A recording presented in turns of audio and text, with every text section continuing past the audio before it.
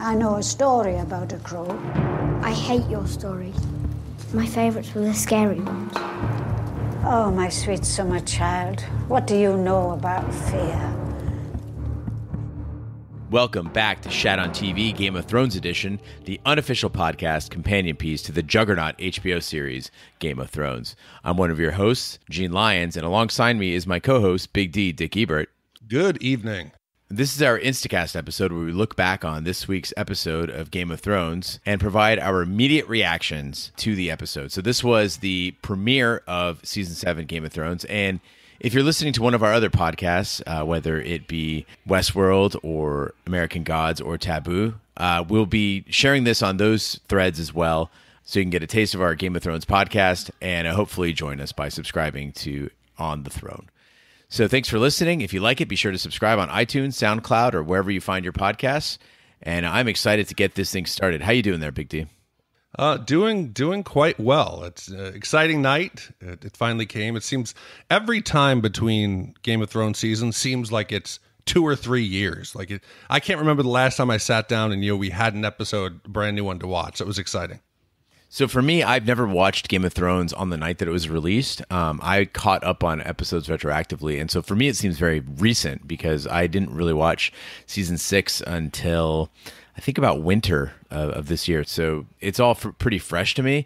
But man, I was hungry for this. After watching some pretty mediocre TV, I just got DirecTV installed yesterday. So I was super excited to actually watch it as it came on actual TV. I had people at my house and they were saying, oh, what are these? It's counting down. This is so cool. You know, people who have gotten used to that, to the streaming way to watch things. And I think it was kind of a cool experience.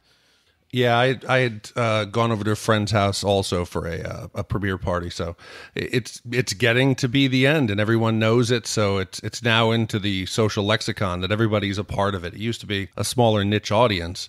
I was lucky enough that I got into it later so I could binge the first 2 seasons. But after that, it's been torture. And it usually pays off to be worth it. And I think tonight was a good start to season 7. So I'm glad you mentioned that. It's a sort of event, right? It's become an event. And it was great to see on social media, but also in person, just these audience reactions from the people, near and dear to us, our friends and family. This was something that we were all waiting for. And it was great to hear the gasps, the shouts, the cheers, the boos. This has become a national sport for us. And I wanted to talk about some of those points, some of the things that I think everyone's going to be talking about this week that are going to be the memorable moments from episode 1 of season 7. I think we could just start with everyone looks great. The costuming on this, I mean, we've been watching a lot of other shows, and it almost makes you forget how good this show looks. It puts the rest of TV to shame. Besides that, the music, everything, you can see the attention to detail in this that a lot of shows miss. And yes, you're completely right. HD TV and 4K was made for this show. I'm glad you brought up the attention to detail. We talked about Westworld and how we picked apart that opening scene in Westworld and just how informative it was. And, Game of Thrones has also been known for that. When you watch those opening credits, you can tell a lot about what's going on in this world. It's not a static introduction. It changes. And one of the things I noticed, and I'm not sure if it was in season 6, but certainly in season 7, is you're getting an idea of who's in power geographically in each area. And notably, Winterfell is now Stark hands again. That made me so happy to just see that shift where it's not in Bolton hands anymore, it's in Stark hands. And also seeing Dragonstone on the map was really exciting. I know that was on there before, but just it reaffirmed the role that geography will play in this season. Yeah, and for anybody who hasn't joined us for an Instacast, this is the format here is a little looser than our traditional full cast. It's going to be, we aim to have it be about 20 minutes, get it out as quick as we can, and have just be the thoughts off the top of our head.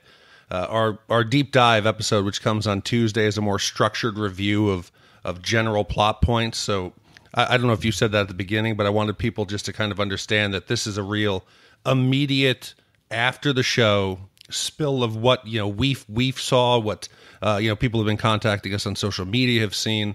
So our Tuesday is more in depth, but yeah.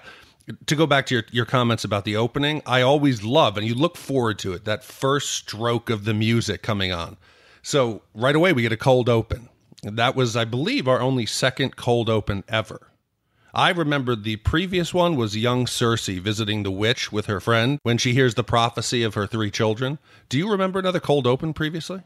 I don't, and I made a note of that, actually, that what I dubbed this the Red Feast, it was brilliantly executed by not giving us context, by giving us that cold open. You were caught off guard, and so you didn't think to second-guess Walder Frey being alive again. Your brain is still trying to figure out what's going on, and it allowed us to really get caught by surprise. Otherwise, if you eased into the show, if you gave us kind of the opening credits and then maybe some setup, and then you went to this scene, you would know that you were in present day. You would know that Walder Frey is dead, and this would, you'd be like, oh, this is probably Arya. So I thought that it was a brilliant way to do it. It was very intentional, and kudos to Game of Thrones for kicking it off with a bang. And the actor, fantastic. It wasn't Walder Frey being himself. The actor obviously was doing an impersonation of himself. So there was just enough difference that I kind of picked it up and I said, oh my God, that has to be Arya. The mannerisms were just a bit off. So great performance. What were the people at your watching party? What were they talking about? The big things were my big reaction was actually to the seeing White Walker giants. It's something that never even occurred to me, and I was like, oh, I literally just went, oh no. Yeah, but I at first when I saw the white giant, I was afraid it was one or one of the giants that we had come to know, and then when it clearly became more than one giant. Yeah, it was frightening and just terrifying to look at, but at least it wasn't like one of your family members coming back to life and chasing you down. But that army looks formidable, and I love that the whites and the White Walkers, it is a storm that's coming, and they say winter is coming, and metaphorically, you see them coming, and it is in the shape of a winter storm. I think the South is going to have some problems. Another huge favorite among the crowd that was watching at my house was Lyanna Mormont. She's so spirited. The way she rises up, that little kid with a huge spirit and great heart in a world that's really dominated by greed, a very dreary world. You still have this fierce little character. I think it gives people hope. It's almost a counterpart to Arya, who is sort of fallen from grace and turned to, for lack of better words, the dark arts. You have this other girl who is out in the open. She's public about what she's doing, and there were cheers that went up among the people I was watching with. They were very excited about Lady Mormont. Well, I want to ask you, because I don't even know if I have to edit this. Did they change the actress, or has she just grown? No, I think it's the same kid. Because towards the end of the scene, when she's looking off to the side, I was like, oh, it's definitely her. But when she was speaking, I thought there was a slight difference, and the show has a habit of replacing. I think we've gone through 3 or 4 mountains, so I don't know, and that's why I'm just going to look it up right now quickly just to make sure. Just one girl, it looks Bella Ramsey. Yeah, it is her. So I guess you figure, okay, at her age, in the year plus in between filming, that would explain it. But yeah, she's kick-ass. She's standing up for women's rights back in Westeros and back in the North, and saying men are not the only ones who are going to fight. You're not going to win it with half the population sitting home and knitting. So I think she's a great female, strong character, and you're going to need every sword you can get. Among the other scenes that got some real screams out of my friends were Tormund giving Brienne the eye during training. I thought that was great too. I mean, the way he looks at her, and that's just love. That's just adoration, and telling Podrick that he's a lucky man. And then also Samwell Tarly's poop and porridge montage, just wonderfully done. Again. We've talked about this before. They've got to cram a lot of action into very little time in the show, and so you got to rip through, explain things, and what better way than a montage? Yeah, and I think I appreciate it. I thought it was artfully done. I called it like the Samwell training montage, like Rocky IV, where you have him running through the snow and he's lifting logs. We didn't need any more time dedicated to Samwell changing out bedpans, serving up soup, his daily routine of getting into actually the Citadel and becoming, starting his path to become a Meister. They covered a lot of ground in little time, and it was economical, and I appreciated it. I really did. But as far as that, the love there between Tormund and Brienne, that is gold. That is cinematic gold. That eye he does when he looks off to the side, That's better than Jon's love stories. This is the love story that should be center of Game of Thrones. I think I would watch a little side road show of those two going off into the hot springs.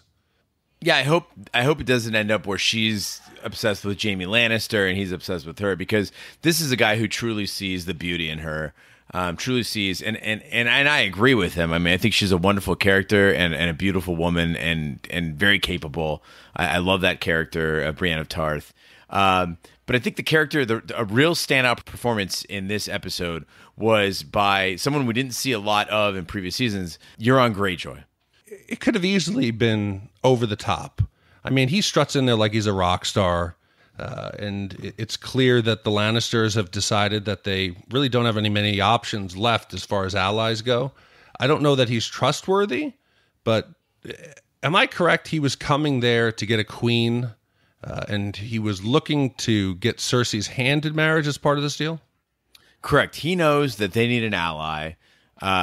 She needs that naval support, and he wants a queen. Again, he's been essentially, he went into exile from the Iron Islands, and so therefore, he's a man who needs to fortify his position in the Seven Kingdoms, and he's chosen wisely in Cersei. It's dangerous, but it's a gamble he's got to take. And I don't think it's smart to openly mock Jaime Lannister, even though he's only got one hand. To say he's showing up with 1,000 ships and 2 good hands and bragging about how killing your brother or killing your immediate relatives is something everybody should try, I don't think he's starting off on the right foot. It might be seen that way, but Littlefinger does this sort of tactic too. I think that Euron is trying to drive a wedge between the brother and sister, and the best way to do that is to get Jaime to overreact, and therefore Cersei, knowing that she needs Euron strategically. Here's the thing, is Jaime is a valiant warrior, and he's a good military tactician, but the fact is that the two of them will not be able to hold off the rest of the world coming at them. She needs a stronger ally, and it might be the sort of thing where, unlike Robb Stark, she makes the wise decision to form strong alliances that will leave her out on top, and I think she's willing to sacrifice Jaime for that. Well, you talk here, and I think it's a good segue into the Starks. Sansa. What did you make of her open defiance of Jon in front of all the lords of the North and the Wildings? Now, at first, I thought, okay, here's the beginning. Here's the wedge. So Jon Snow and Sansa, they're at odds over what to do with the castles. Jon wants to let the ancestral homes stay with the families. Sansa wants to reward the families who fought alongside Jon Snow. And they are openly fighting, like you said, among the leaders of the North. And Littlefinger is off to the side, kind of doing his creepy thing and, kind of smirking. He wants his conflict between the siblings. And I thought, oh, God, here we go. This is the moment that's going to drive them apart. But soon after that, we see this fondness between the two, between Sansa and Jon Snow. They are truly family. She is showing some wisdom and encouraging Jon Snow to be smarter. And I think you and Raj talked about this. He's kind of a dimwit. And he really needs to listen to her because she's got some really good points. But thankfully, she then shows that she's annoyed and cold toward Littlefinger. She's grateful for his help, but I think at the same time, this isn't going to be as easy as Littlefinger thought it would be. Yeah, and you said that she's smarter than, she has some wisdom to what she's doing. But I question whether that wisdom is coming from a place of good or a place of evil. You remember that she's watched Cersei Lannister up close. Then she was mentored by Littlefinger. There's a dark, dark side to her that I could easily see her flipping and becoming a heel in the show. And she comes across that she, like it. I think it's, I don't remember who said it, but Jon questions whether or not recounting her stories with Cersei, it seems as though she admires her. And I don't think it bodes well, because right now, yes, Jon and her are still close, but there's a ruthlessness to Sansa that I don't think was there in previous seasons. Her strength and need to survive may have come at some cost to her values and who she was as a character. Well, now let me give you the optimist view of this, Big D. Think of it this way. There are 2 wars that the Starks are fighting right now. There's the war to the north with the White Walkers, and there's the war to the south with the Lannisters. What if each of these siblings is perfectly suited to fight that war, right?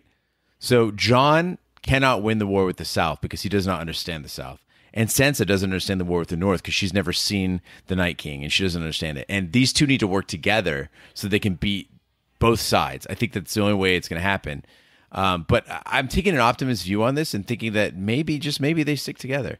Now, I know we heard that season 7 preview, the lone wolf quote by Sansa about, the lone wolf is, dies, but the pack survives. And I hope that doesn't, bode ill for either of them. But I think the more likely scenario is, yes, they will turn on each other. But I'm hoping that their unique experience actually prepare them to fight these two wars to the best of their abilities.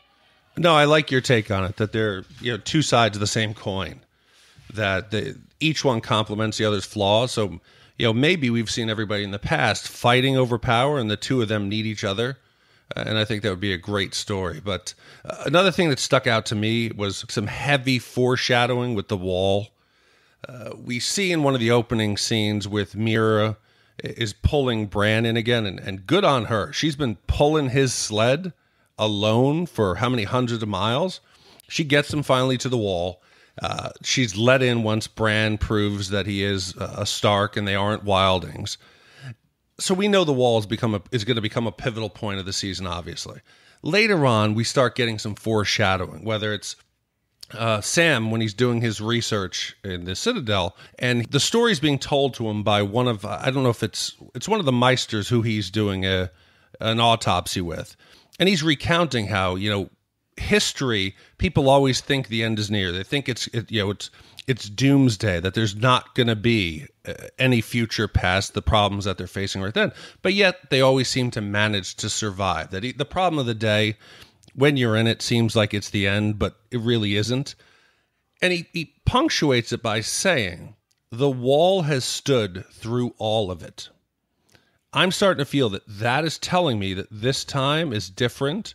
Yeah, if the wall holds and the White Walkers never make it past the wall, you're talking about the most disappointing final season since Battlestar Galactica. Like, it's going to be, people are going to be pissed about this. There is no way that the wall holds. Something will change. I think, you guys guessed, you and Raj, that, once Bran crosses that threshold, that, the magic is broken, that the White Walkers can come across, that something will breach that wall. There's no way that it holds. And I think that you're absolutely right. They were a little hammy with that, a little heavy with it. There's no way anybody's going to believe that.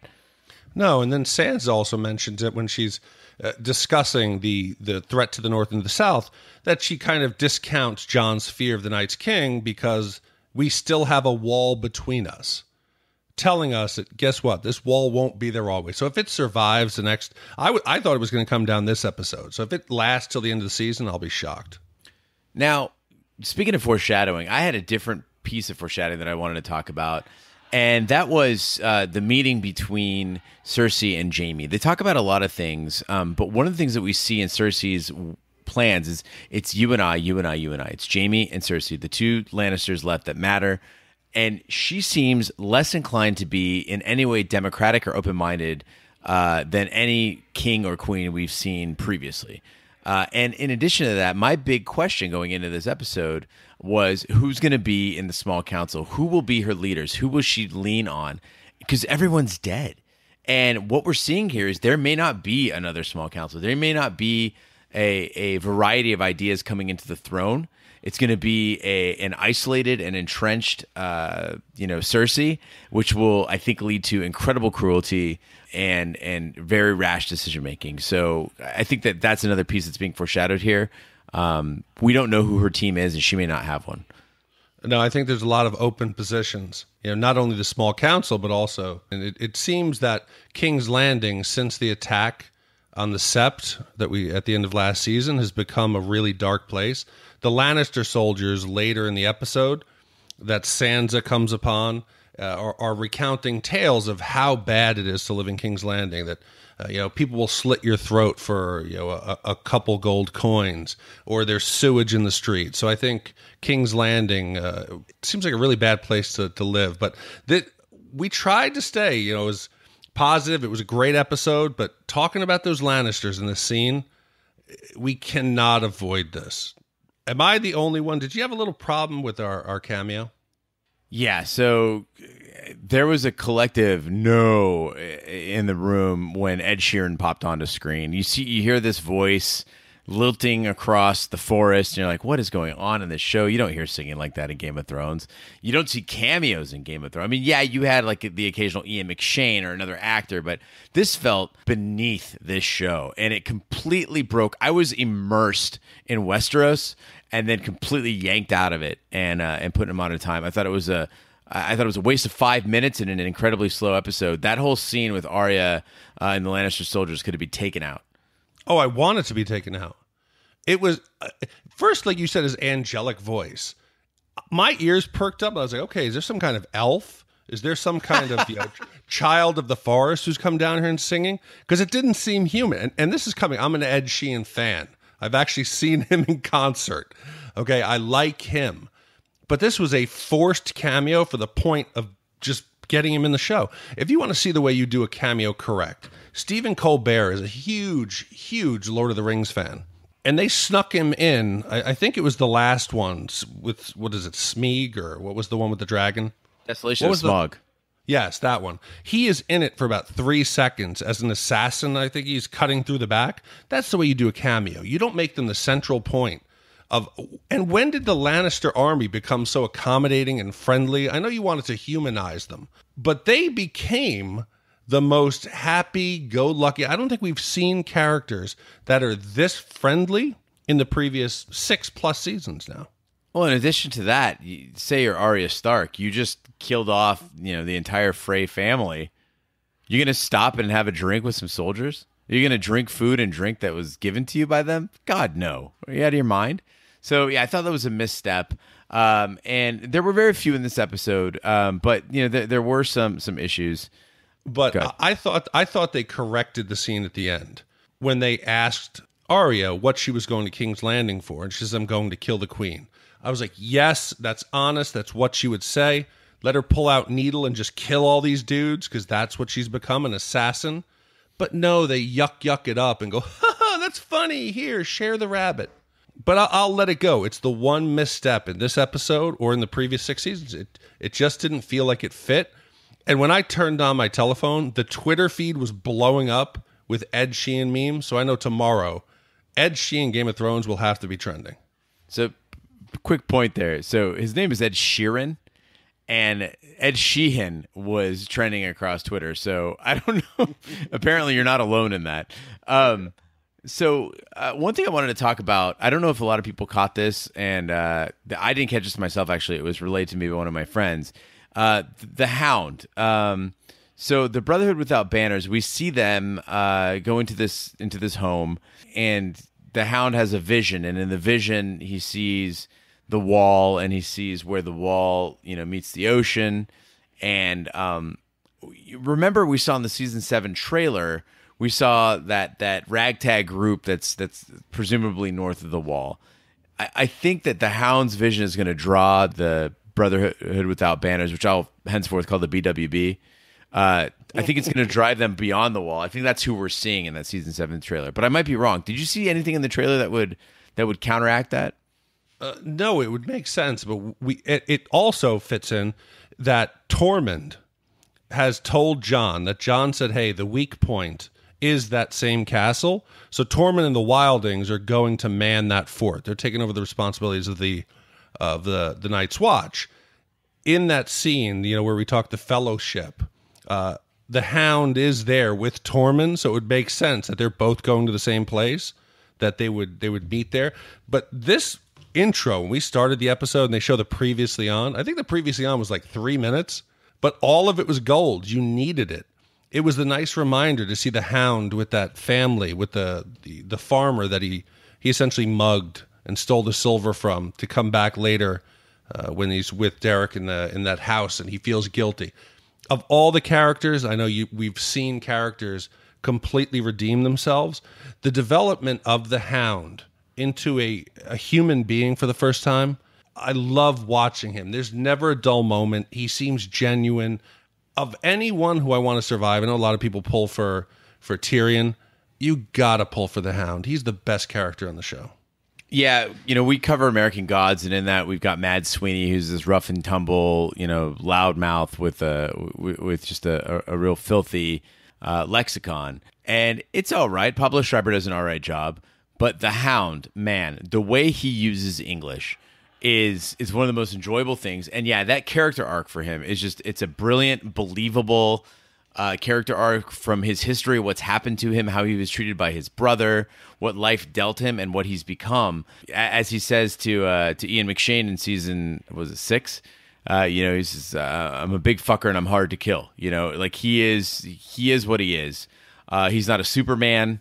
He can be beaten, but at the same time, he's tough and he's got a good heart. So a lot of people asked about that. So to get back to what you were saying there, Big D, people were curious as to why the Hound felt the remorse, why he was burying the family. And again, if you see in the previously on, that is the same family that he took food from, and they subsequently starved, and so or killed themselves to avoid starvation. So that's what that was all about. I think a lot of people missed it, and if you need an explanation for it, there it is. Yeah, pay attention to those previously ons. So I think we're running here. We're at like 20-something minutes. Yeah. You could talk for another hour, and I think that's what we're going to do in the deep dive. From the revelation of now we know where Jorah is, that he's in the Citadel, and his grayscale looks like it's kind of advanced. We know that we wondered, was there some reserve of dragon glass? We now know that there is a giant reserve of dragon glass. There's a lot of topics we're going to cover. If you want to, for the deep dive, if you have any ideas, any topics, anything you want to send, we do a email-only segment on Thursday. But also, if you want to get it in here in the next day, for something that you want to get into the main cast, you could do it. But I don't know. Do we want to continue with anything else here, or just get this out as soon as possible and save it for the Tuesday podcast? Well, I think you just talked about Dragonstone, so if you want to just touch for maybe 30 seconds here on your impressions from finally seeing Dragonstone and seeing Daenerys land at Dragonstone, and what you felt. Did it do it justice? Was it the moment you were looking for or not? So the two things that stood out to me was the lack of any dialogue. They let the scene visually speak. When she takes a knee and feels the sand, I felt it was poetic, it was beautiful. Every time previously that we've seen Dragonstone with Melisandre and Stannis, it was always dark. I don't remember seeing the beautiful dragon sculptures on the side of the war room or the entrance gate. The details that were previously hidden, I felt like it was the first time I was seeing Dragonstone. You're a beautiful man, Big D. I couldn't put my finger on what was different about it this time, and I think you nailed it. It was visually stunning, and they did an amazing job demonstrating both the scale of it and also the spirit of this stronghold. I think it's a fitting home for Daenerys, and I hope that it serves her well. Yeah, and the episode as a whole, I felt the pacing was a bit slow at points, but you got to remember how much ground we covered to get us to the point where Daenerys can stand there and look at us and say, "Shall we begin?" I, as the audience, felt it. The characters in the show felt it. This was the precursor. This was setting us up for the battle that will come. And I think the next, sad to say, 14 episodes that we have left of the show are going to be breakneck speed. All right, that concludes this week's episode of Shat on TV, Game of Thrones Instacast. Be sure to follow us on social media and share with a friend. We're on Twitter, Snapchat, and Instagram at Shat on TV. On Facebook, search for Shat on TV Podcast. The website is shatontv.com, and you can email us, hosts@shatontv.com, with any ideas for the show, any observations, help us out with any analysis. Also, if you write in at hosts@shatontv.com, you could be featured on our listener mail edition, which comes out every Thursday. That we have decided will be dubbed the Small Council. Great idea, Big D, for Small Council for the name of it. We definitely didn't want to do Ravens, and Small Council just kind of rolled off the tongue. It was beautiful. So go ahead and write in at hosts@shatontv.com. We're everywhere fine podcasts can be found, including iTunes, Google Play, Stitcher, and YouTube. Be sure to subscribe, and if you stop by iTunes, please be sure to leave a 5-star review. That helps the podcast grow. Also, you can check out our store on the website for cool Shat on TV merchandise that helps keep the lights on. On behalf of my co-hosts, Big D and Roger Roper, I'm Gene Lyons. Be sure to join us tomorrow for our first Game of Thrones Deep Dive.